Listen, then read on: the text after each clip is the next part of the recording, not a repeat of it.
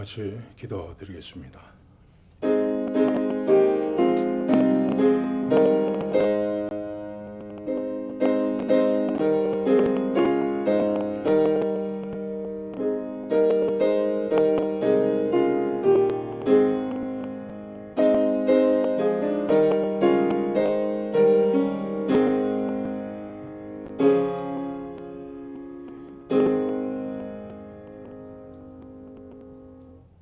하나님 아버지, 오늘도 하나님 말씀 앞에 서게 하신 것을 감사드립니다.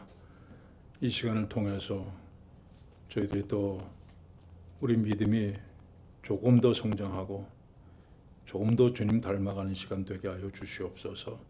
예수님의 이름으로 기도합니다. 아멘. 216장 찬송하시고 최영신 집사님 기도하시겠습니다.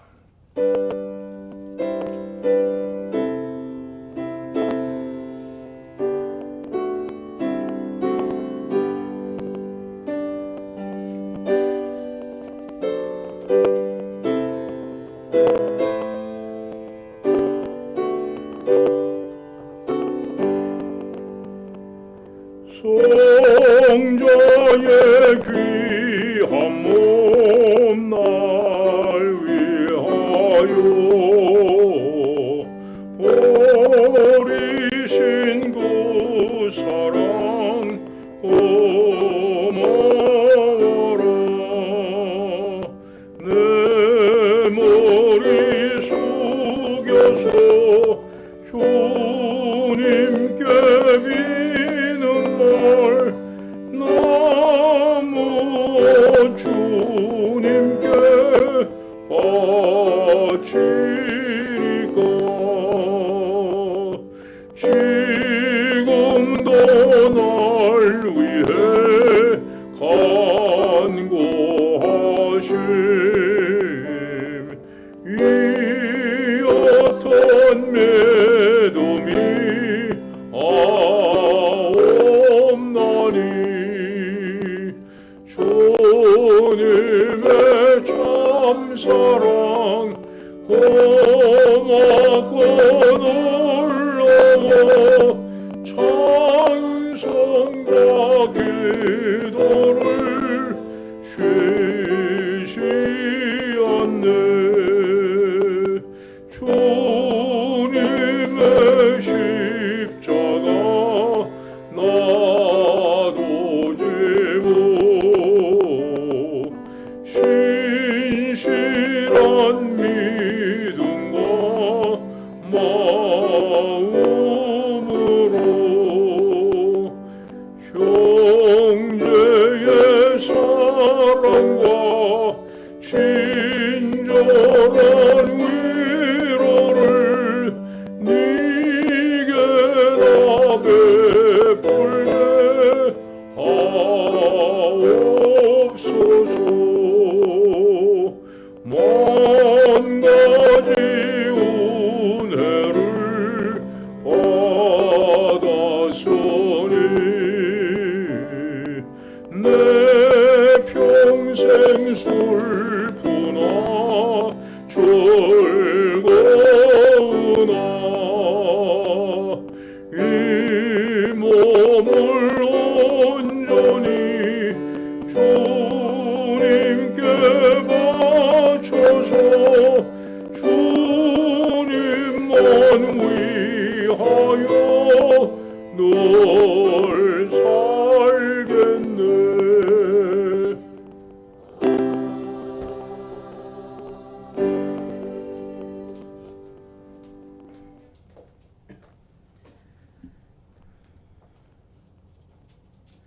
살아 역사하시고 전지전능하신 하나님 아버지, 사랑과 은혜에 감사드립니다. 주님의 말씀과 은혜 없이는 하루도 살아갈 수 없는 나약한 존재임을 고백합니다. 하나님을 사모하는 마음으로 나와 한자리에 모여 찬양과 경배를 드리오니 하나님의 임재를 경험하는 귀한 시간이 되게 하여 주시옵소서. 특별히 오늘 예배를 통하여 주님과의 관계가 회복되게 하시고 주님이 주시는 평안과 기쁨을 얻고 돌아갈 수 있도록 성도들 한 사람 한 사람 기억해 주시고 크신 은혜를 베풀어 주시옵소서. 어떤 형편에서든지 주님이 우리를 위하여 베풀어 주신 사랑과 그 은혜에 대한 감격과 감사가 넘칠 수 있는 저희들 되게 하여 주시옵소서.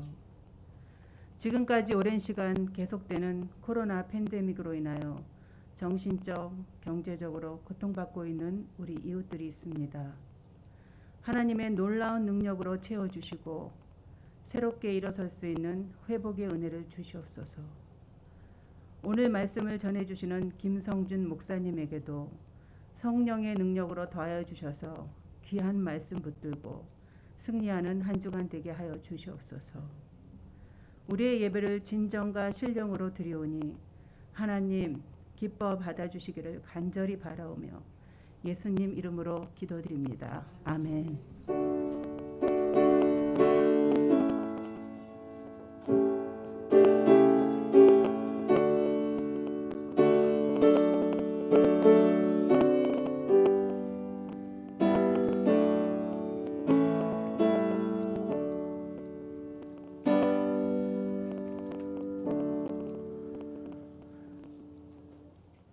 오늘 성경 말씀은 야고보서 3장 말씀 보겠습니다. 3장 1절부터 마지막 18절까지 말씀 봉독하겠습니다. 야고보서 3장 1절.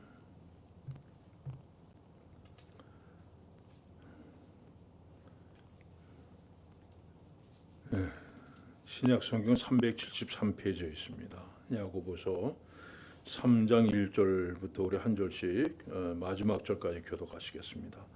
내 형제들아 너희는 선생된 우리가 더 큰 심판을 받을 줄 알고 선생이 많이 되지 말라.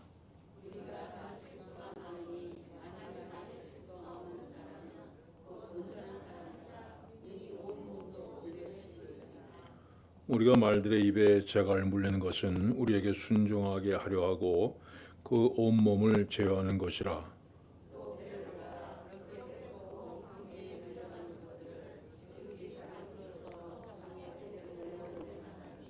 이와 같이 혀도 작은 지체로 돼 큰 것을 자랑하도다.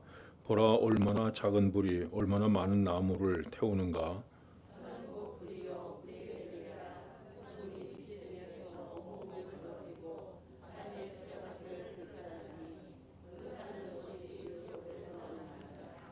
여러 종류의 짐승과 새와 벌레와 바다의 생물은 다 사람이 길들일 수 있고 길들여 왔거니와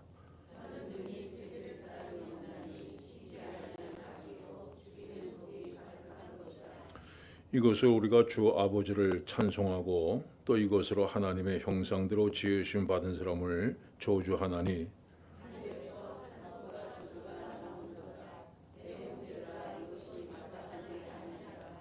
샘이 한 구멍으로 어찌 단물과 쓴물을 내겠느냐.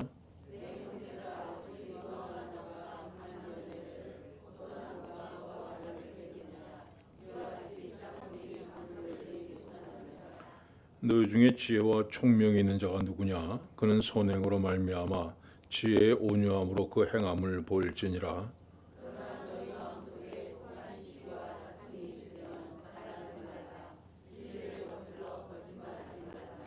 이러한 지혜는 위로부터 내려온 것이 아니요 땅 위의 것이요 정욕의 것이요 귀신의 것이니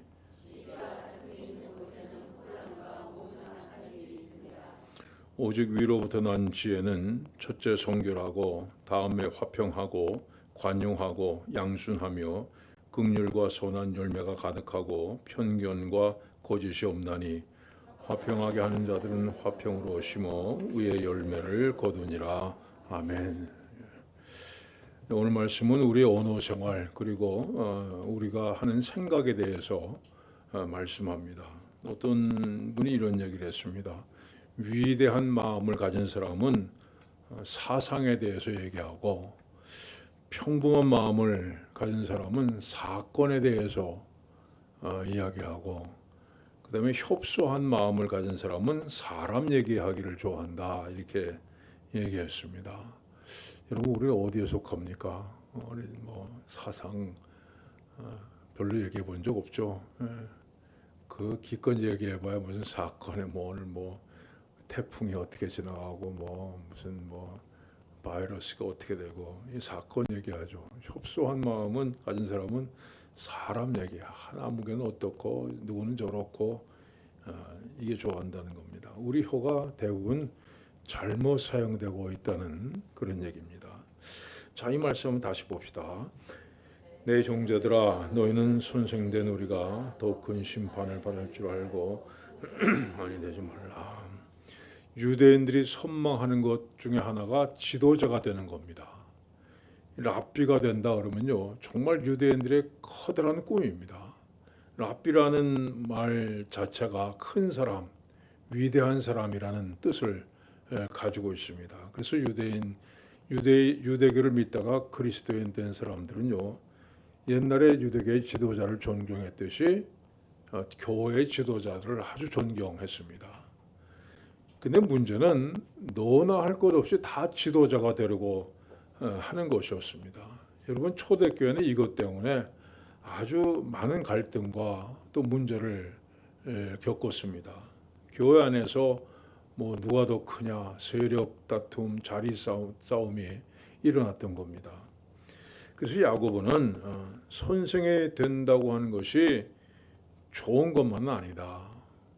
선생이 된다는 것은 그만큼 책임이 크고, 그 다음에 책임이 크다는 것은 나중에 하나님 앞에 가서 받을 심판도 크다는 것이다. 이렇게 경고를 하고 있습니다.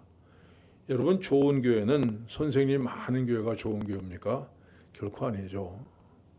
팔 걷어붙이고 날아서 일을 하는 그런 종이 많은 교회가 좋은 교회입니다. 여러분, 훌륭한 교회는 똑똑한 사람들만 많이 모여서 있는 교회가 훌륭한 교회입니까? 아니죠. 교모하게 남을 섬길 줄 알고 또 섬기기를 즐겨하는 사람들이 모인 교회가 좋은 교회입니다. 섬기를 받는 것 기뻐하지 말고 섬기는 것을 기뻐하는 여러분들이 되시길 바랍니다. 자, 다음 구절 봅시다. 우리가 다 실수가 많으니 만일 말에 실수가 없는 자라면 곧 온전한 사람이라 능히 온 몸도 굴레에 씌우리라. 특별히 지도자들은 말을 많이 하죠. 그렇기 때문에 말이 많으면 실수도 하기 쉽습니다. 그런데 여러분, 말의 실수는 지도자뿐 아니라 모든 사람들이 빠지기 쉬운 함정이죠. 성경을 보면 위대한 하나님의 사람들도 말에서 실수하는 것을 자주 보게 됩니다. 사람은 누구나 말 실수를 하는 가능성을 안고 살아갑니다.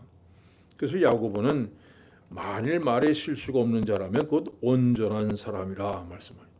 여기서 온전하다는 것은 완전하다는 뜻이 아니에요. 성숙하다는 말입니다. 그래서 말의 실수가 적으면 적을수록 그 사람은 그만큼 성숙한 인격을 갖고 있다 하는 뜻입니다. 자, 이 말씀 봅시다. 우리가 말들의 입에 재갈 물리는 것은 우리에게 순종하게 하려고 그 온몸을 제어하는 것이라. 말에 재갈 물리는 거 보셨죠? 말 못 보셨어요? 옛날에 제가 어렸을 때는 동네에 말이 가끔 이제 돌아다니고 했습니다. 근데 재갈을 물려서 오른쪽 꼬피를 잡아당기면 여기 있는 것이 이렇게 이 재갈이 찔르죠. 그러니까 말이 오른쪽으로 가고 또 왼쪽으로 가고 잡아당기면 스톱하고 이게 이 재갈을 가지고 그 큰 말을 아주 꼼짝 못하게 만들어요. 근데 만약에 재갈을 물리지 않았다면, 이 굴레를 씌우지 않았다면 이 말이 어떻게 하겠느냐는 겁니다. 제 멋대로 뛰어다닐 거예요. 마찬가지로 우리 혀가 자기 마음대로 하게 내버려 둔다면 그건 어떤 일이 일어날지 모른다는 겁니다. 자, 이 말씀 또 봅시다. 또 배를 보라. 그렇게 크고 광풍에 밀려가는 것들을 지극히 작은 키로서 사공의 뜻대로 운행하나니. 바다 위에 거대한 배가 사실 작은 키 하나로 움직인다는 겁니다. 키 하나를 조금 틀면 왼쪽으로 가고 오른쪽으로 가고. 자, 굴레가 말을 제어하고 키가 배를 조종하듯이요, 혀는 우리 자신을 완전히 조종하고 우리를 다스린다는 겁니다. 혀를 잘 사용하면 정말 인생이 풍요롭고 또 즐거운 삶이 될 수도 있고, 혀를 잘 사용하지 못하면 여러분 아무리 위대한 사람이라도 하루 아침에 망할 수 있습니다. 여러분 요즘에 한국 정치인들 보면 옛날에 한 말 한마디 때문에 장관 후보로 올라갔다가도 떨어지는 거 보잖아요. 이 말이 참 중요하죠. 자, 그러면 우리 혀는 뭘로 제어할 수 있습니까? 이거는 과학으로도 안 돼요. 무슨 인문학 어림없습니다. 우리 혀를 제어할 수 있는 방법은요, 오직 성령께서 하십니다. 여러분 다윗은 이렇게 기도합니다. 봅시다. 여호와여 내 입에 파수꾼을 세우시고 내 입술의 문을 지키소서. 우리는 매일 하루 아침에 일어나면서 여러분 이런 기도를 드릴 필요가 있습니다. 하나님, 내 입에 파수꾼을 세워주셔서 내 입술의 문을 지켜주십시오. 내가 오늘 하면서 좀 불필요한 말, 또 정말 아무 이익이 없는 유익이 없는 그런 말, 또 혹시 남에게 상처 주는 그런 말, 그런 말을 무심코라도 하지 않게 해주십시오. 여러분 이렇게 기도하는 것밖에 없습니다. 여러분 말 잘하는 법을 가리키고 아무래도 소용없어요. 성령께서 우리를 도와 주셔야 됩니다. 자, 다음 구절 봅시다. 이와 같이 혀도 작은 지체로되 큰 것을 자랑하도다. 보라 얼마나 작은 불이 얼마나 많은 나무를 태우는가. 여러분 불을 참 무섭죠. 화재 경험해 보신 분들 얼마나 불이 큰 파괴력을 가졌는지 아마 실감하실 거예요. 제가 어저께 설교 준비해서 그런지 밤에 꿈에 불이 났습니다. 불이 막 타오르는데 그 산 같은데요. 막 불이 타는데 정말 걷잡을 수 없이 타더라고요. 그 무슨 꿈이에요? 예? 근데 그 옆에 강아지가 한 마리 있으면 개꿈이죠. 불 정말 무섭습니다. 꿈에도 무섭더라고요. 여러분 화재를 경험해 보신 분들은요, 이 정말 불이 무섭다는 것을 실감하실 거예요. 그런데 우리 혀가 이 불처럼 정말 엄청난 힘을 갖고 있습니다. 타오르는 불길이 퍼질 때 그걸 다스리기 어렵듯이요, 우리 혀도 다스리기 어렵습니다. 화재가 남긴 그 비참한 현장처럼 우리 혀는 그런 재앙을, 그런 상처를, 그런 비극을 초래할 수 있다는 거예요. 여러분, 여러분의 혀가 한번 옛날을 생각해 보세요. 과거에 내가 말 한마디 때문에 겪지 않아도 될 일들, 그 얼마나 많은 일들을 겪었는지, 정말 곤란한 일들, 서로의 관계가 깨지고 서로 오해가 생기고 그런 일들을 한번 생각해 보시기 바랍니다. 여러분 혀는 정말 많은 재앙을 또 상처를 초래할 수가 있습니다. 자, 계속해서 봅시다. 혀는 곧 불이요 불의의 세계라. 혀는 우리 지체 중에서 온몸을 더럽히고 삶의 수레바퀴를 불사르다니 그 사르는 것이 지옥불에서 나느니라. 여러분 혀는 우리 인생 자체를 파괴할 수 있습니다. 여러분 우리 혀 가지고 한 사람을 넘어뜨리는 게 얼마나 쉬워요. 한 두세 사람 모여가지고 그냥 아무개나 이렇대. 그래서 1시간만 떠들어 보세요. 그 사람 인생이 망가집니다. 한마디 말에 한 사람의 인생을 송두리째 무너뜨릴 수 있어요. 그래서 혀는 마치 지옥불처럼 한 사람의 인생을 태워버릴 수 있다, 이렇게 얘기합니다. 부산의 어느 가정에 두 딸이 있었는데 큰 아이는 공부를 못했대요.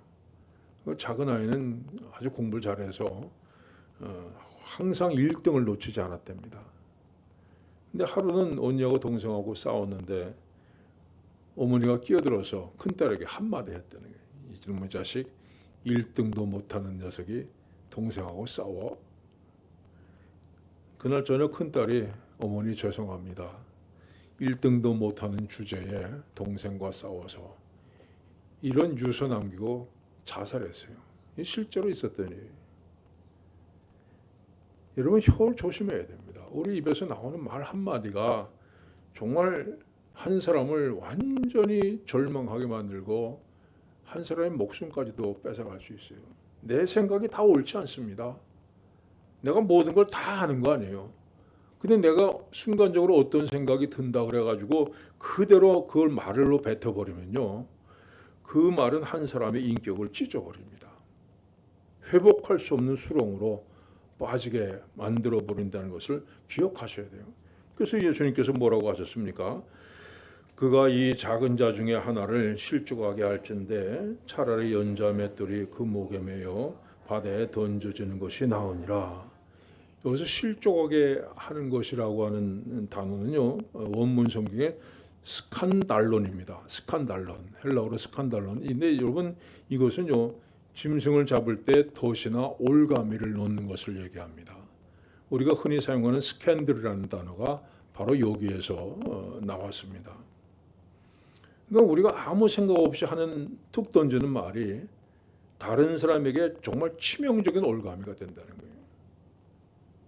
예수님께서 이렇게 말로 다른 사람에게 상처를 입히는 사람은요, 차라리 연자 맷돌, 그 나귀가 끄는 커다란 맷돌을 목에 달고 바다에 던져지는 것이 낫다, 이렇게 얘기를 하십니다. 여러분, 우리가 입에서 어떤 말이 나오려고 할 때 이거 그 사람에게 덫이 되는 말이 아닌가, 그를 넘어지게 만드는 말이 아닌가, 올가미가 되는 말이 아닌가 한번 생각해 보시길 바랍니다. 만약에 여러분 그런 말이 그래도 내가 하여튼 이 말을 하고 싶어서 견딜 수 없다 할 때는요, 목을 한번 만져보세요. 연자 맷돌 달고 바다에 들어갈 자신이 있는가.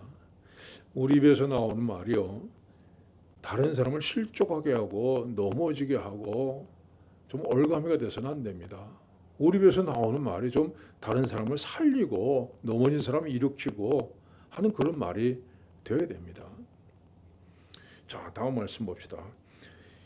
여러 종류의 짐승과 새와 벌레와 바다의 생물은 다 사람이 길들일 수 있고 길들여 왔거니와 길들일 사람이 없나니 쉬지 아니하는 악이요 죽이는 독이 가득한 것이라.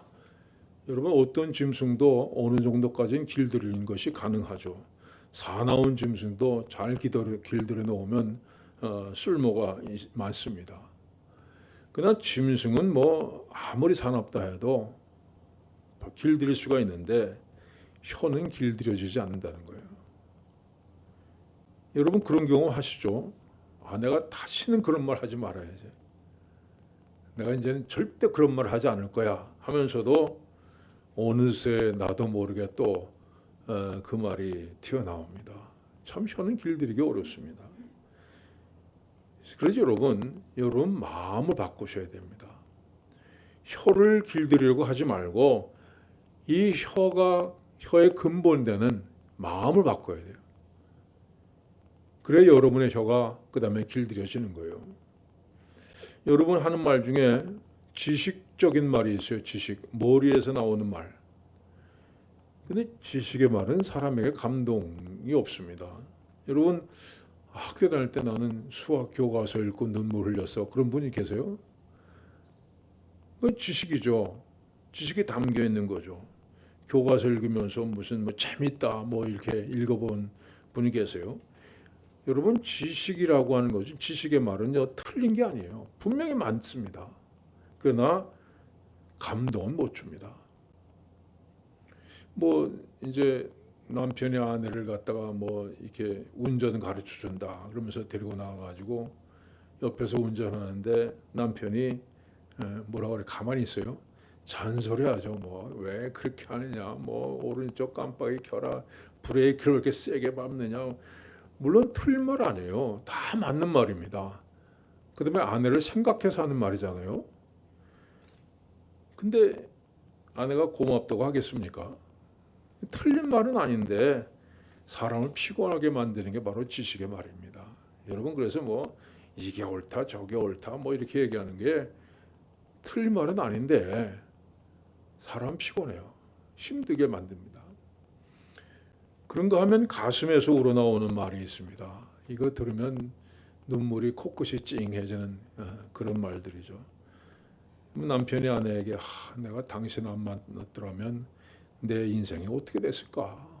정말 당신 만나서 정말 다행이다. 이렇게 오늘 좀 집에 가서 한번 해보세요. 진짜로 해보세요. 아내가 남편에게 정말 당신 많이 수고해서 우리 가족들이 이렇게 아무 걱정 없이 살게 해주셔서 참 고맙다. 이런 말들. 부모가 아이들에게 너네들이 태어나줘서 정말 고맙다. 내 안에 보물이 들어있어. 우리 내가 있어 너무 행복해. 제가 언젠가 우리 부모님들에게 참 그런 얘기했어요. 편지를 썼습니다. 제가 편지를. 이상하게 말로는 못하겠더라고요. 편지를 써가지고 옛날에 정말 이 풍족한 세상에서 저도 아이들 키우느라고 참 힘들었는데 옛날에 그때 전쟁 직후 아니에요? 그때 식구도 많은데 그 키우느라고 정말 얼마나 힘도 졌겠는지 생각해 보니까 정말 우리 같으면 엄두가 안 납니다. 고맙습니다. 사랑합니다. 그 편지를 한번 썼더니 눈물을 흘리시더라고요. 여러분 이게 감동 주는 말이 있습니다. 이처럼 우리 가슴에서 우러나오는 말은요. 감동을 주고 우리 인생을 살맛나게 만들어 주는 겁니다. 여러분 마음이 바뀌어야 돼요. 마음에 있는 것이 밖으로 나옵니다. 주전자를 이렇게 기울이면 안에 들은 것이 밖에 나오듯이 우리 마음에 있는 것이 말로 나오게 되어 있습니다. 마음이 바뀔 때 혀를 길들이지 않아도 그 혀가 다른 사람에게 감동 주고 살맛나게 만들어 주는 겁니다. 자, 다음 말씀 봅시다. 이것으로 우리가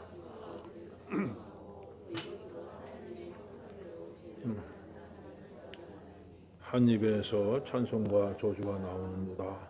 내 형제들아, 이것이 마땅하지 아니하니라. 샘이 한 구멍으로 어찌 단물과 쓴물을 내겠느냐.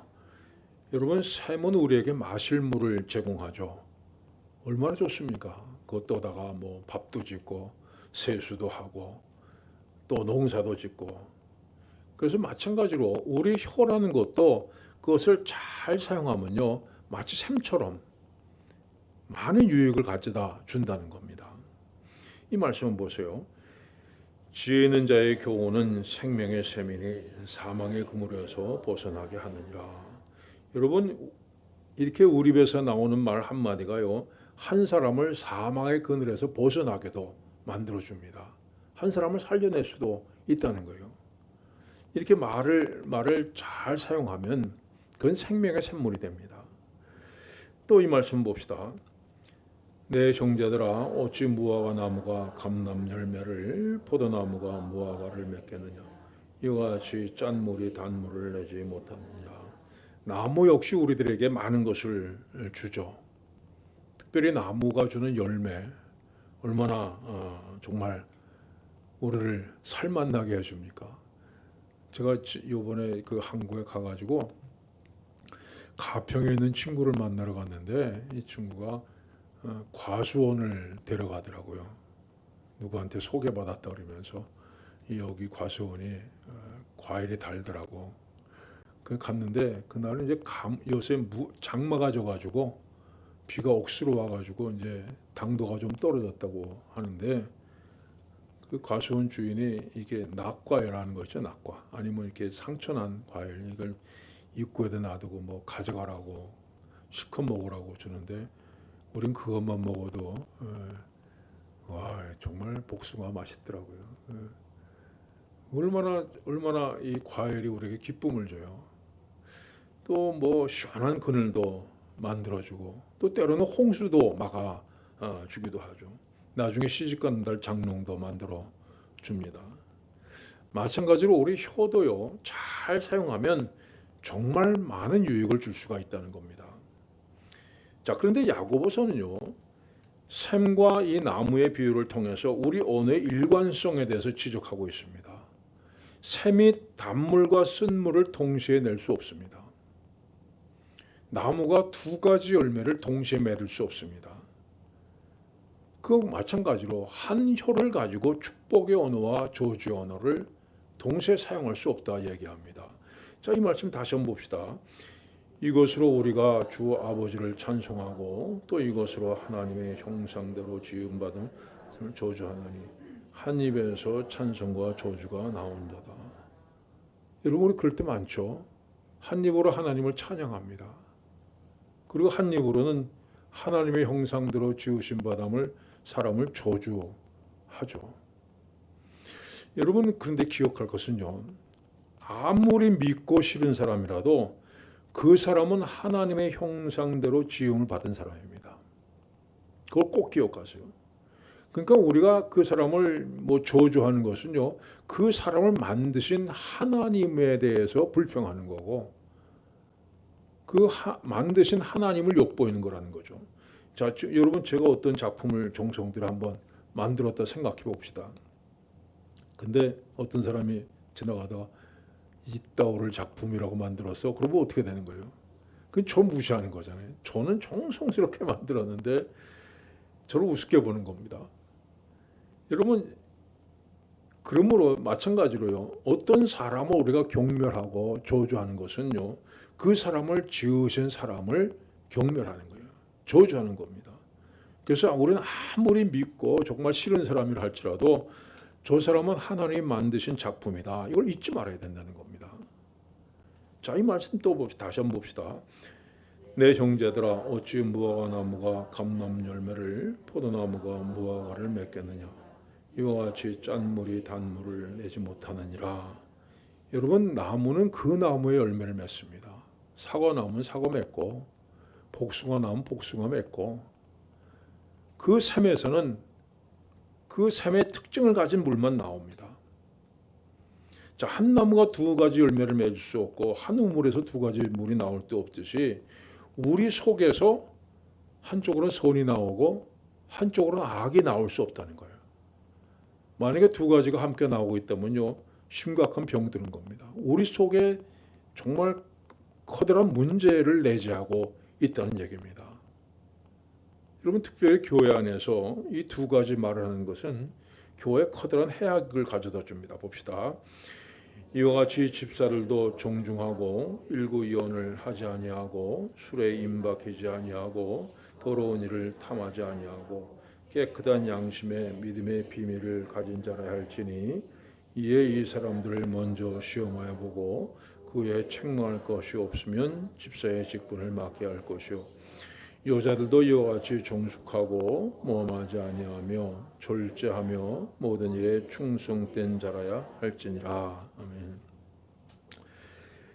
여러분, 이 집사의 자격을 얘기하고 있는데 남자나 여자나 한 가지 공통되는 것이 있습니다. 보면 여기 남자 집사는 일구이언을 하지 아니하고 이렇게 얘기했습니다. 그리고 여자 집사들은 뭐라고 합니까? 모함하지 아니하며 이렇게 얘기를 했어요. 이 초대교회에서도요, 이 문제 때문에 정말 어려운 일들을 많이 겪었다는 얘기입니다. 교인끼리 서로 비방하고 이런 일들이 많았다는 거죠. 우리 혀는요, 한쪽으로 생산력과 한쪽으로 파괴력을 동시에 갖고 있습니다. 우리 혀 때문에 한 사람이 위로를 받을 수 있고 소망을 갖게 되고, 그 다음에 우리 공동체가 새로운 힘을 얻기도 하고, 또 우리 혀 때문에 사람들이 상처받고 공동체가 파괴될 수도 있다는 겁니다. 여러분, 이 말씀 보세요. 그는 강포를 행하지 아니하였고 그의 입에 거짓이 없었으나. 누구죠? 예수님이죠. 이사야서가 그린 예수님, 고난받는 종. 우리도 주님의 이 순결하고 아름다운 언어 생활을 흠모해야겠습니다. 우리 혀가 아름다운 소식을 선포할 수 있어야겠습니다. 여러분, 혹시 혀 때문에, 말 때문에 관계에 문제가 생기지 않았나, 어떤 사람에게 내가 상처를 주지 않았나 깊이 생각하면서 이 여러분의 마음을 그리스도의 사랑으로 충만히 바꾸는 여러분들 되시길 바랍니다. 자, 이어서 13절부터는요, 지혜로운 생활에 대해서 말씀합니다. 봅시다. 너희 중에 지혜와 총명이 있는 자가 누구냐? 그는 선행으로 말미암아 지혜의 온유함으로 그 행함을 보일지니라. 지혜라는 건요, 지식과 좀 다릅니다. 여러분, 지식과 지혜는 사실 커다란 차이가 있어요. 지식은 있는데 지혜가 없는 사람들이 얼마든지 있습니다. 여러분, 컴퓨터는 움직일 수 있는데 자신의 삶은 움직이지 못하는 사람이 많습니다. 지식이 어떤 사물을 분석하고 상황을 분석하는 능력이라 하면요, 지혜는 그 분석한 것을 가지고 종합해서 우리의 실생활에 적용시키는 그런 능력입니다. 또 선행은 착한 행실을 얘기하는 것이 아니라 우리 삶의 방식을 얘기하는 겁니다. 내 삶이 지금 어떤 방향으로 나아가고 있느냐 하는 거죠. 그 감옥에 갇혀 있는 죄수가 있었는데 글을 읽지 못했답니다. 간수가 생각하기를 이 사람이 글을 읽지 못해서 이렇게 많은 죄를 짓는구나. 그 생각해서 정성으로 글을 가르쳤답니다. 이 죄수가 형을 마치고 간수에게 감사하다 하면서 다시는 내가 정말 이 새로운 사람들 살겠다고 나갔는데 얼마 후에 또 들어왔답니다. 왜 들어왔냐 물어봤더니 문서 위조죄로 들어왔다는 거예요. 여러분, 방향이 바뀌지 않았습니다. 아무리 지식이 쌓였는데 그 삶의 방향이 바뀌지 않았어요. 똑같습니다. 여러분, 지혜라는 건요, 이 지식을 가지고 올바른 방향으로 사용할 줄 아는 게 바로 지혜입니다. 본문은 지혜를 두 가지로 얘기합니다. 땅 위의 지혜와 하늘의 지혜. 봅시다. 그러나 너희 마음속에 독한 시기와 다툼이 있으면 자랑하지 마.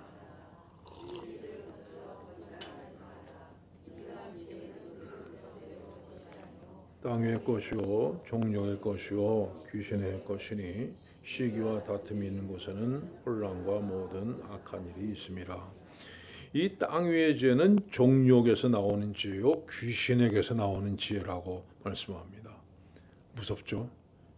귀신이 우리 옆에 와가지고 야 이렇게 해 저렇게 해 지혜를 가르쳐 준다는 거죠. 그럼 어떤 것이 이런 지혜, 땅 위의 지혜입니까? 그 열매를 보면 안다는 거죠. 자, 시기와 다툼이 있는 곳에는 혼란과 모든 악한 일이 있음이라. 땅 위의 지혜는요, 결국에는 시기하게 만들고 다투게 만들고 혼란하게 만들고 악한 일을 도모하게 만드는 그런 지혜라는 겁니다. 여러분, 첫째는 시기. 시기심은 뭐를 시기심이라고 그래요? 모든 일에 내가 중심돼야 된다. 여러분, 이게 시기심이에요. 이런 시기심은 다른 사람도 파괴하고 자기 자신도 파멸시키죠. 내가 제일이어야 된다. 내가 중심이다. 여러분 잘 아시는 찰스 스폴전이라는 아주 영국의 유명한 목사님 계시죠. 근데 이분이 런던 헤브라피 침례교회에서 사역할 때 정말 그 명성이 영국뿐 아니라 전 세계를 흔들었습니다. 이 당시 런던에는 스펄전 목사님 교회와 함께 유명한 그 세 교회가 있었는데 캠벨 몰간 목사님이 심무하는 웨스트민스터 교회, 또 마이어 목사님이 심무하는 그리스도 교회, 이렇게 세 개가 아주 유명했어요. 이분들은요 정말 세계 교회사에 지대한 영향을 미친 분들입니다. 또 이분은 정말 유명한 정말 당대 최고의 설교자로 뽑히던 사람들이죠. 근데 스폴전 목사님하고 몰간 목사님이 심무하는 교회는요 나날이 부흥해 갔습니다. 근데 마이어 목사님 교회는 별로 이렇게 부흥이 되질 않았어요. 훗날 마이어 목사님이 이런 고백을 했습니다. 하루는 기도하는데 자신이 스폴전 목사님 또 몰간 목사님을 시기하고 있다는 것을 알게 됐습니다.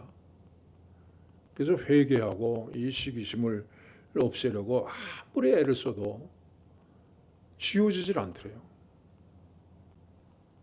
그래서 마이어 목사님이 하나님 내가 시기하는 영 대신 정말 평화의 영을 갖게 해주십시오. 해도 그래도 시기심이 없어지지 않더래요. 그래서 이번에 기도의 방법을 바꿨습니다. 하나님, 몰간 목사님 교회와 스펄전 목사님 교회를 더 크게 부흥시키고 더 복을 많이 내려주시고 더 은혜를 주시옵소서. 이렇게 기도하니까 비로소 마음속에 참된 평화가 찾아왔다는 겁니다. 여러분이 누군가를 시기한다 있으면, 누가 좀 배가 아프다 하는 분이 있으면요, 그 사람을 축복해 보십시오. 그 사람을 위해서 기도해 보십시오. 그 사람의 성공을 더욱 빌어 주십시오. 그러면 여러분 마음속에 있던 시기심이 변해서 평화가 되고 하나님 향한 감격스러운 영광과 찬미로 채워지게 될 것입니다. 여러분, 시기심을 없애는 방법은 오직 하나입니다. 그를 위해서 복을 빌어주는 거예요.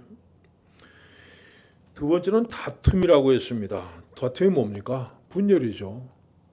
둘을 셋으로 나누고 셋을 넷으로 나누는 거죠. 땅의 지혜를 갖고 사는 사람들은요, 거기에 항상 다툼이 있습니다. 파벌이 있습니다. 여러분 요새 정치권, 한국 정치권 보세요. 계속해서 나눠지잖아요. 파벌 또 놔주고 또 놔주고. 이런 사람은 어디 가든지 자기 편을 먼저 찾고 다툼을 시작하죠. 모든 평화와 아름다움을 뺏어가는 겁니다. 셋째는 자랑하는 거죠. 땅의 지혜는 자기를 자랑합니다. 봅시다. 그들이 자기로서 자기를 헤아리고 자기로서 자기를 비교하니 지혜가 없도다. 자랑하는 사람들의 특징은 비교하는 거예요. 비교해서 내가 다른 사람보다 나으면 교만해지고 내가 다른 사람보다 못하면 시기합니다. 둘 다 죄죠. 비교하는 게 문제입니다. 자, 네 번째는 거짓입니다.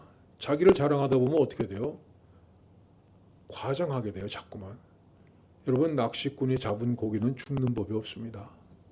잡을 땐 분명히 25cm였는데 그 다음에 되면 30cm가 되고 그 다음에 되면 35cm 되고 점점 과장이, 거짓이 동반되죠. 자기를 과시하는 거죠. 그래서 다른 사람과의 경쟁에서 이기려고 거짓을 행하는 겁니다. 다섯 번째는 혼란하게 만드는 겁니다. 시기, 다툼, 자랑, 거짓으로 사람들을 혼란하게 만들어요. 그래서 이게 뭐가 진실이고 뭐가 거짓인지를 아예 구분할 수 없게 만들어 버립니다. 결국 모든 질서가 무너지게 됩니다.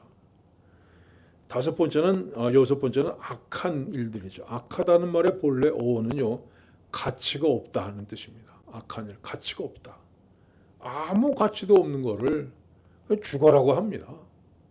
아무것도 생산하지 못하고 결국 물거품처럼 사라지게 될 것을 그걸 못해가지고 그냥 죽어라고 하는 걸, 그게 악한 일들입니다. 자, 이런 모든 것들, 시기, 다툼, 자랑, 거짓, 혼란, 악한 일은요, 다 세상에서 난 지혜고 종욕과 귀신에게서 난 지혜라고 말씀합니다. 자, 이제는 위로부터 난 지혜에 대해서 말씀합니다. 봅시다. 오직 위로부터 난 지혜는 첫째 성결하고 다음에 화평하고 관용하고 편견과 거짓이 없나니 화평으로 심어 의의 열매를 거두니라. 첫째는 성결하다 말씀합니다. 여러분, 하나님 지혜를 가진 사람은요, 어떤 상황에서도 자기를 성결하게 지키는 지혜를 알고 있습니다. 이 세상 사람들은 지혜롭습니다. 똑똑합니다. 그런데 순결하지 못하죠. 약삭 빠른 지혜로 기발한 아이디어를 내놓지만요, 그 옆에 멍하니 있다가는 결국에 우리도 더럽히게 돼요. 그러나 하늘의 지혜를 가진 사람은 이 악한 세상에 자기를 순결하게 지켜나가는 그 지혜를 갖고 있는 사람입니다. 자, 두 번째는 화평입니다. 하나님의 지혜를 가진 사람은 화평케 하는 사람이죠. 여러분, 하나님 우리에게 주신 계명 중에 가장 첫째가 마음을 다하고 목숨을 다하고 힘을 다하여 뜻을 다하여 어떻게 해요? 주 하나님을 사랑하는 것. 첫째 계명. 그 다음엔 우리 이웃을 내 몸처럼 사랑하는 것. 이 두 가지 계명이 모든 율법의 요약이라 말씀하셨죠. 여러분, 하나님 사랑과 이웃 사랑은 결코 분리할 수 없습니다. 하나님을 사랑하는 사람은 이웃을 사랑할 수밖에 없고, 하나님과 바른 관계를 맺은 사람은 이웃과도 올바른 관계를 맺습니다.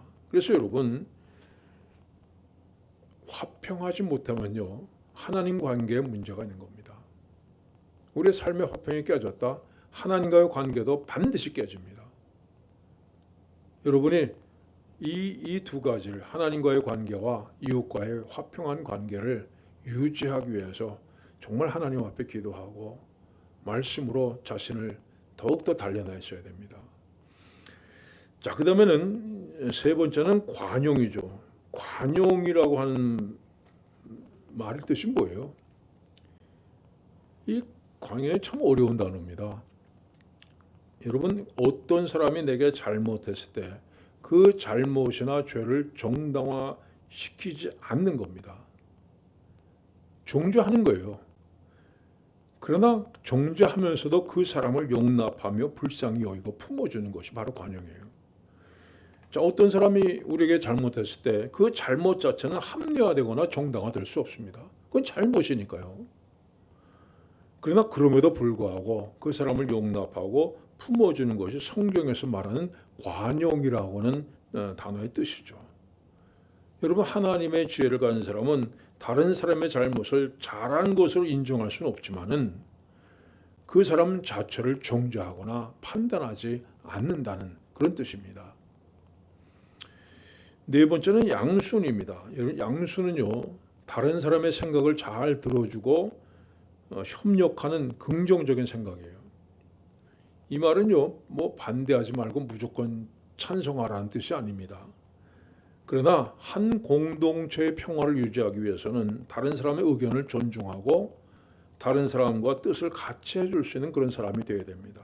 이런 인격을 갖춘 사람을 양순한 사람이다, 이렇게 얘기합니다. 역시 하나님으로부터 내려오는 지혜이죠.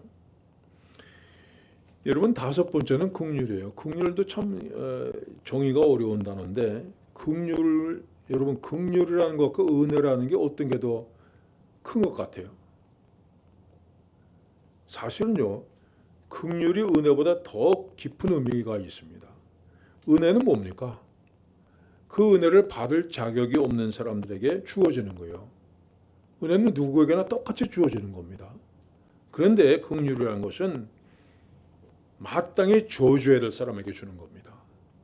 정말 저 사람은 가망도 없고 정말 악하고 그런 사람인데 불구하고 그를 저주하지 않고 한 걸음 더 나가서 그를 불쌍히 여기고 동정을 베풀어 주는 거예요. 그 긍휼이라는 단어는요, 은혜보다 훨씬 더 깊습니다. 더 많은 사랑을 내포하고 있는 그런 단어입니다. 자, 여섯 번째는 선한 열매입니다. 하나님의 지혜를 가진 사람은요, 뭘 하든지 그 열매가 어떻게 되냐 생각하는 거예요. 결과. 자, 이것을 하면 내가 어떤 열매를 맺게 될까? 먼저 그걸 생각하는 사람. 그 결과가 어떻게 되겠는가를 생각하고 선한 열매를 맺는 일에 열심을 내는 사람입니다. 여러분들도 무슨 행동을 할 때 여러분 감정에 따라서 행동하지 마시고, 자, 이렇게 하면 결과가 어떻게 될까? 그걸 항상 먼저 생각하세요. 그러면 여러분 지혜로운 사람 될 수 있습니다. 자, 일곱 번째는요, 편견이 없다 말씀했습니다. 편견이 없다는 말은요, 흔들리지 않는다는 뜻입니다. 이 세상에 속한 지혜는 시시각각 변하죠. 세상의 가치관은 언제나 상황에 따라서 변합니다. 그러나 하늘에 속한 지혜를 갖고 사는 사람은 세상이 아무리 변한다 해도 흔들리지 않는 가치관, 이것만큼은 도저히 내가 양보할 수 없다 하는 그런 가치관을 갖고 사는 사람입니다. 자, 마지막으로는 거짓이 없다 이렇게 얘기했어요. 마스크가 없다는 거죠.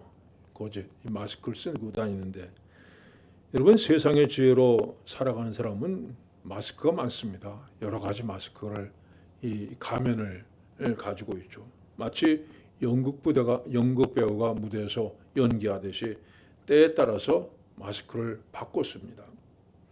그러나 하늘의 지혜로 사는 사람은요, 마스크가 필요 없습니다. 내 본래 모습대로 살아가고, 잘하는 것은 잘한 것으로, 혹 잘못된 것은 잘못된 것으로 솔직하게 긍정하고 사는 거예요. 이게 참된 지혜입니다. 또 이것이 참된 평화를 누릴 수 있는 방법입니다. 자, 오늘 많은 사람들이 하나님의 지혜보다는 세상의 지혜를 더 좋아합니다. 왜냐하면 당장에 손에 넣을 수 있는 것이 많기 때문에, 세상의 얄팍한 지혜 가지고 세상의 것들을 얻을 수 있기 때문입니다. 그러나 여러분, 하나님께는 인정받지 못합니다. 생각해 보세요. 여러분이 얻은 것 가지고 내가 이거 하나님 앞에 인정받겠나? 내가 이런 방법으로 얻은 것 가지고 하나님께서 얼마나 인정을 하시겠는가? 한번 생각해 보세요. 여러분, 조금 손해 보더라도 하나님의 지혜를 가져 살아서 하나님께서도 인정해 주시고 하나님의 은혜를 받는 그런 삶을 사시기를 축원합니다. 기도하겠습니다. 하나님 아버지, 이 세상은 우리를 향해 손짓하며 우리들도 그 대열에 참여하기를 초대합니다. 그러나 주님, 그 길로 따라가면 멸망하는 길이요, 또 세상의 지혜로 사는 것임을 저희들이 압니다. 알면서도 저희들 따라갈 때 많습니다. 하나님 아버지, 믿는 자로서 진리 가운데 굳건히 서서 하나님의 지혜를 가지고 살아가게 하여 주시옵소서. 잘 구분할 수 있는 지혜를 허락해 주시고, 하나님의 뜻이 아니면 과감하게 물리치고 하나님의 뜻을 향해서 나아가는 우리들 되게 하여 주시옵소서.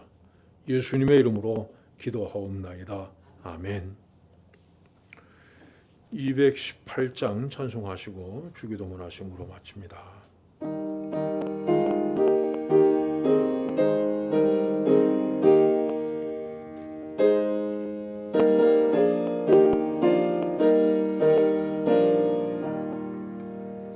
내 마음과 정성을 다하여서 주 너의 하나님을 사랑하라. 내 몸을 아끼고 사랑하던 형제와 이웃을 사랑하라. 주께서 우리에게 명하시니 그 명령 따라서 살아가리. 널 미워 해치는 원수라도 언제나 너그럽게 사랑하라. 널 비박하는 자 위에서도 신실한 마음으로 복을 빌라. 주께서 우리에게 명하시니 그 명령 따라서 살아가리. 나 항상 주님을 멀리하고 형제를 사랑하지 못하였다. 이러한 죄인을 사랑하사 주께서 몸부려 죽으셨다. 속죄의 큰 사랑받으니 내 생명 다 바쳐 충성하리. 아멘. 하늘에 계신 우리 아버지의 이름을 거룩하게 하시며 아버지의 나라가 오게 하시며 아버지의 뜻이 하늘에서와 같이 땅에서도 이루어지게 하소서. 오늘 우리에게 일용할 양식을 주시고 우리가 우리에게 잘못한 사람을 용서해 준 것 같이 우리 죄를 용서해 주시고 우리를 시험에 빠지지 않게 하시고 악에서 구하소서. 나라와 권능과 영광이 영원히 아버지의 것입니다. 아멘.